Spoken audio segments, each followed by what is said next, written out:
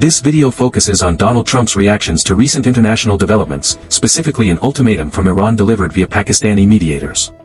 The host describes Trump as having a meltdown on social media, posting a series of erratic messages and AI-generated memes, including controversial posts about China, Greenland, and Democratic lawmakers. Rather than briefing the U.S. Congress, Trump reportedly held emergency calls with foreign leaders to discuss a mediated 60-day ceasefire extension. The host criticizes this potential deal, arguing it is far weaker than the previous Obama-era agreement because it allows Iran to retain sovereign control over the Strait of Hormuz and provide substantial sanctions relief. Additionally, the video highlights a growing economic divide in the country, noting that while the stock market remains high, consumer sentiment has plummeted to historic lows due to rising living costs.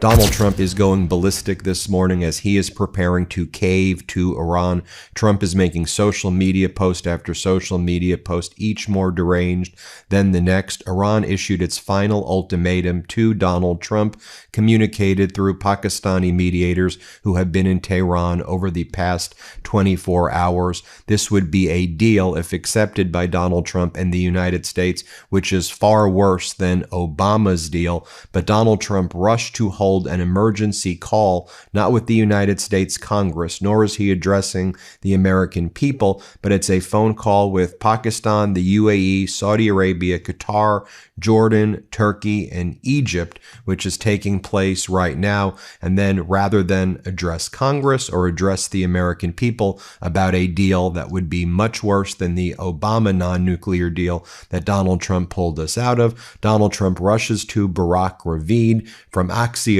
who does a lot of Donald Trump's propaganda and, in my opinion, causes the markets to be manipulated, whether knowingly or unknowingly. And Barack Ravid posted the following this morning. It's like clockwork, isn't it, folks? Here's what Ravid posted. He's from Axios. Trump told me on a phone call that he's 50-50 when it comes to a deal with Iran or resuming the war.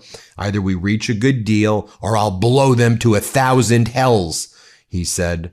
Trump told me he'll meet today with his senior advisor to discuss the details of the updated draft and may make a decision by tomorrow. I'll blow them to 1,000 hells, is what Donald Trump is saying. And then Axios runs the story, not about the blow them to 1,000 hells, but exclusive. Trump says he's 50-50 on Iran deal or bombs. We'll meet envoys to decide. So more threats of genocide by a genocidal maniac leader in the United States. Donald Trump posting the following on social media. China loves Trump, with a photo of Donald Trump in front of Chinese women holding Chinese flags. Donald Trump posts a map of the Middle East with Iran having the American flag placed over it. Donald Trump posts yet again this image that he's been posting multiple times a day now of himself. It's an AI image of himself looking over in the mountains, I suppose, in Greenland. And it says, "Hello, Greenland." And it's him kind of leering over like the sexual predator that he is. This is a new AI meme that he posted this morning, a very racist meme on Democratic Congress member Ro Khanna.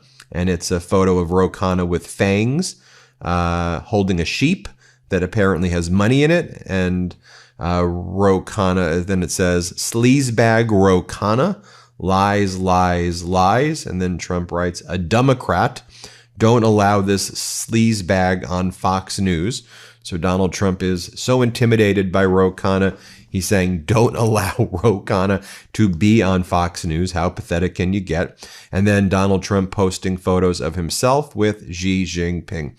I want to talk about the offer that Iran gave to Donald Trump. It doesn't alter really anything that Iran has previously said since the beginning of March. I mean, here we are, though, heading in Memorial Day weekend, heading into June, and Iran saying, here's our offer, here's our offer. One more time, Donald, here's the offer. Here's what here's where we're at. U.S. and Iranian negotiators may be extending the ceasefire by 60 days under a mediated deal that would include a gradual reopening of the Strait of Hormuz, but still under the sovereign control of Iran. They would just waive the toll fees, but their port authority controls it. Talks on Iran's enriched uranium stockpile, eased restrictions on Iranian ports, sanctions relief, and the phased unfreezing of Tehran's overseas assets, the Financial Times report.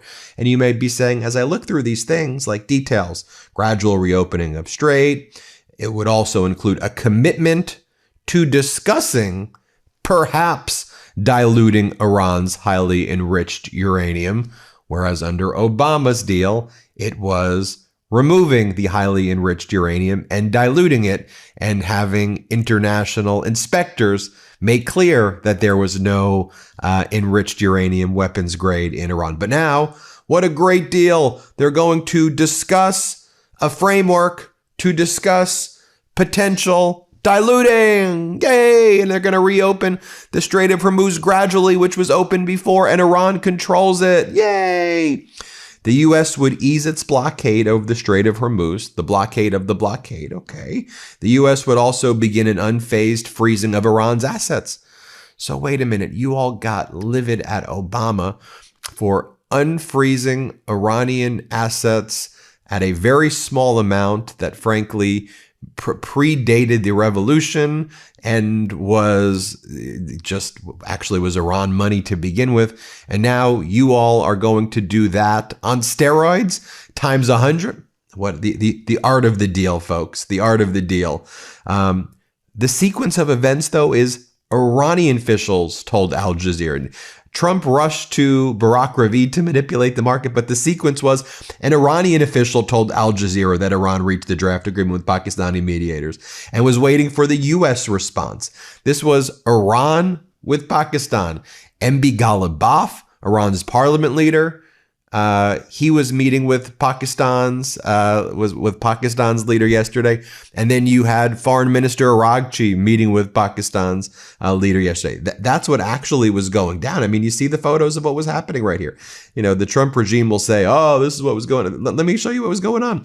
Pakistan's army chief Asim Munir met Iran's Foreign Minister Abbas Araghchi during his visit to Iran, and then here you see Pakistani's army chief Asim Munir meeting with Iran's parliament leader MB Ghalibaf in Tehran as well. So that's actually what was going down yesterday. And they communicated their final red lines. Then Donald Trump calls up Barack Ravid and starts making all of those social media posts right there. So then you had, while this was taking place, Pete Hegseth was at West Point this morning. And Hegseth told West Point graduates, he started quoting Charlie Kirk to West Point graduates this morning. Here's what Hegseth said. As Charlie Kirk often said, remember always, this too shall pass. The good times will pass. The bad times will pass. Hegseth's other message was, you can't throw your pronouns against the enemy during war. This was a major part of his speech to our West Point graduates. I mean, to me, this is what you're talking about, man. Here, play this clip. The battlefield does not grade on a curve, and you can't throw your pronouns at the enemy. Combat is the ultimate test, and our best Americans must ace it. And then I think another very, very important news, we have what Americans are experiencing right now in this country. As the Kobayashi letter explains, over the last 6 years, the S&P 500 has risen 130%, while U.S. consumer sentiment has collapsed negative 55% to its lowest since data began in 1952. We are witnessing the formation of the biggest wealth divide in American history. But when you actually take a look at this chart, let's be very clear. When Biden left at the end of 2024, consumer confidence was not this low. The consumer sentiment was around 80%, 81, 82%, okay? And it was actually right around where the S&P was. Take a look right there at the chart. S&P, consumer sentiment, rising at around the same levels. Right now, under Donald Trump, S&P, consumer sentiment is the worst in history. since the Consumer Sentiment Report began in 1952 from the University of Michigan.